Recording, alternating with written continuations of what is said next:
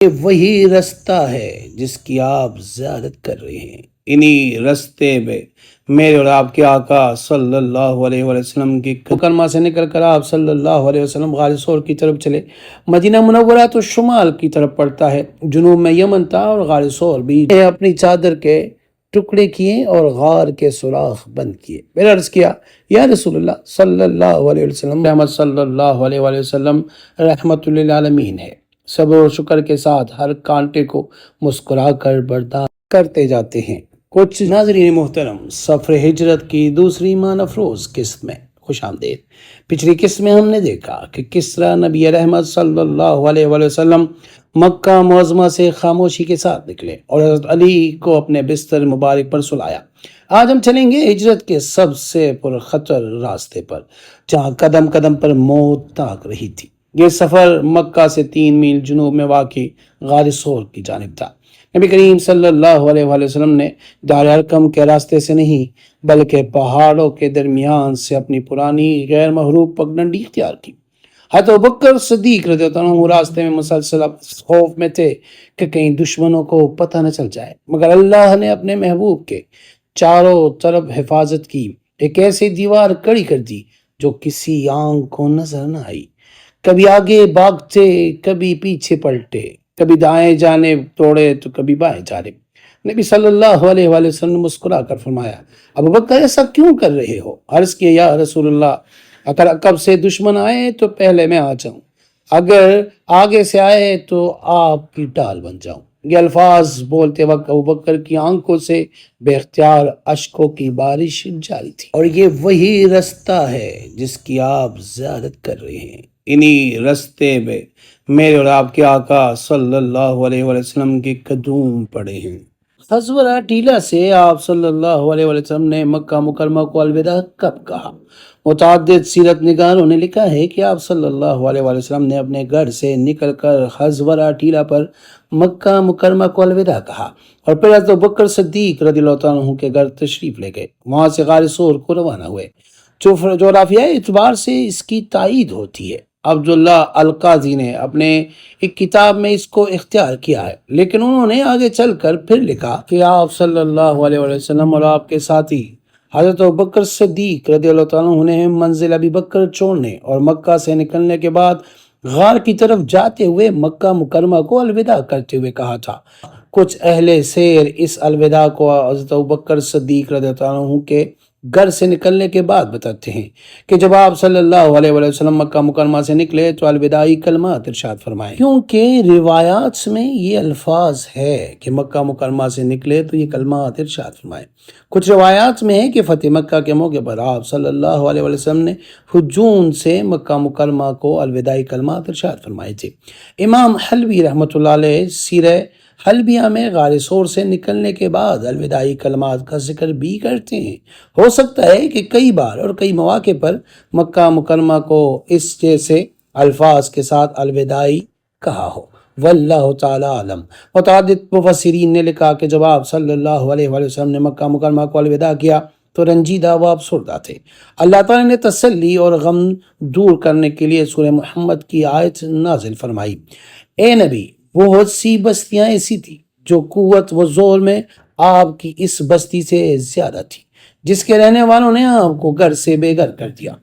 انہیں ہم نے اس طرح ہلاک کر دیا کہ کوئی ان کو بچانے والا نہ تھا۔ السلام علیکم ورحمۃ اللہ وبرکاتہ۔ میں ہوں آپ کا اپنا سید اخلاق حسین شاہ اور آپ دیکھ رہے ہیں روحانی ہیلنگ اکیڈمی۔ اگر ابھی تک آپ نے ہمارے چینل کو سبسکرائب نہیں کیا تو برائے مہربانی ہمارے چینل کو سبسکرائب کریں اور بیل آئیکن کو کلک کریں تاکہ ہماری ہر نئی آنے والی ویڈیو کا نوٹیفیکیشن آپ کو بر وقت مل سکے۔ حضرت ابوبکر صدیق رضی اللہ عنہ کے گھر مصفلہ میں تھا۔ ہجرت کی مناسبت سے مصفلہ کی ایک سڑک کا نام شارع حجرہ ہے۔ مصفلہ میں مسجد کا نام مسجد حجرہ بھی ہے۔ بہرحال مکہ مکرمہ سے نکل کر آپ صلی اللہ علیہ وسلم غار ثور کی طرف چلے۔ مدینہ منورہ تو شمال کی طرف پڑتا ہے، جنوب میں یمن تھا اور غار ثور بھی جنوبی سمت میں تھا۔ کفار کو غلط رخ دینے کے لیے آپ صلی اللہ علیہ وسلم نے یمن کی سمت میں غار ثور کی راہ لی، کیونکہ کفار کے وہم گمان میں بھی نہیں آئے گا کہ محمد صلی اللہ علیہ وسلم یمن کی سمت چل پڑیں گے۔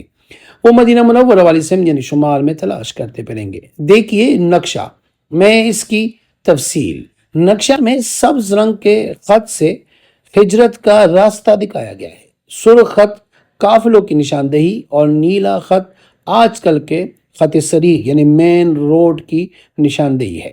سبز رنگ کے گول دائرے مقامات ہجرت کی طرف اشارہ ہے۔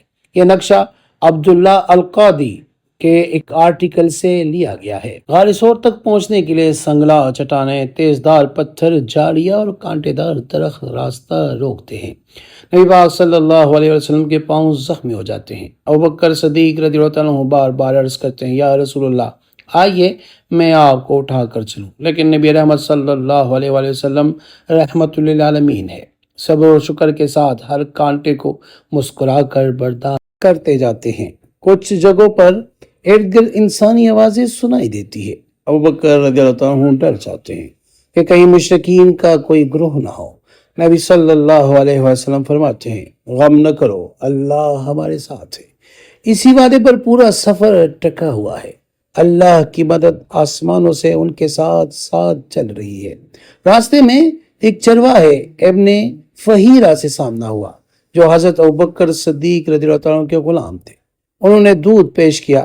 نبی پاک صلی اللہ علیہ وسلم نے بسم اللہ پڑھ کر نوش فرمایا اور پھر جلدی سے آگے بڑھ گئے تاکہ کسی قریشی کا سامنا نہ ہو۔ ابن فہیرہ رضی اللہ عنہ نے جان بوجھ کر بکریوں کے قدموں سے راستے کے نشانات مٹا دیے تاکہ مشرکین پیچھا نہ کر سکے۔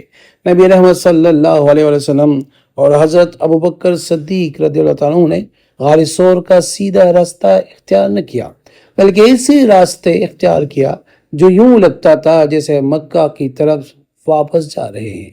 دشمنوں کو دھوکہ دینے کے لیے الٹ سمت چلتے رہے، پھر پہاڑوں کے پیچھے سے غار کی طرف مڑے۔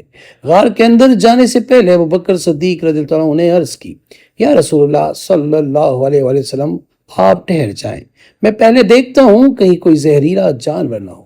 انہوں نے اپنی چادر کے ٹکڑے کیے اور غار کے سوراخ بند کیے۔ میں عرض کیا، یا رسول اللہ صلی اللہ علیہ وسلم آپ اندر تشریف لائیں۔ یوں راستے کا خطرناک سفر مکمل ہوا۔